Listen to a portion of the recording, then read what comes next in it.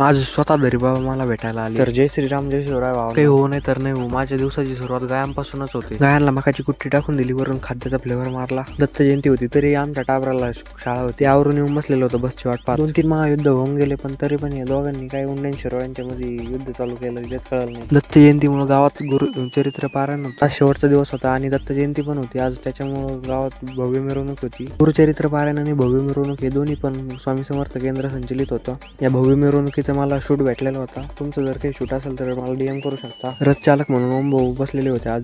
त्यांना पोच द्या म्हणून सांगायची गरज नव्हती. 180च्या स्पीडने क्लिपा काढून घेतल्या पटापटा. आतापर्यंत मला जेवढे शूट भेटले त्याच्यापैकी हा शूट एकच नंबर गेला. हा शूट म्हणजे 1 नंबर क्वालिटी व्हिडिओ तयार. मिरवणूक तर लई मोठी होती, पण एवढी मोठी मिरवणूक ब्लॉगमध्ये घेणं शक्य नव्हतं. पण आपले सेनापती सोनू भाऊला घेऊन टाकलं. मिरवणुकीनंतर श्री स्वामी समर्थ केंद्रामध्ये थोडं मार्गदर्शन झालं. त्याच्यानंतर आपली कस्टम लोकेशन महादेव मंदिरात येऊन बसलेलो होतो.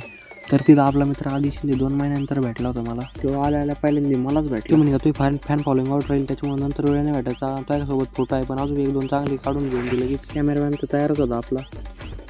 त्यानंतर घरी येऊन लाल्याला भेटलो. त्यासोबत थोडंसं खेळून मग निघलो. दत्त जयंतीला जायचं होतं एका ठिकाणी, मम्मीला घेऊन निघलो तिकडं. गेल्या मंदिराची एक चांगली क्लिप शूट करून घेतली. मंदिरात जाऊन दर्शन घेतलं. त्याच्यानंतर बाहेर आलो. महाप्रसाद होता, मेनू होता, पुरी भाजी पुलाव लापशी. जेवणावर ताव मारून आलो घरी. मित्रांनी पण बोलवलं होतं दत्त जयंतीला म्हणून, त्याच्या घरी पण जायचं होतं. त्यासाठी सगळे कार्यकर्ते गोळा झालेलेच होते माझ्या घरी.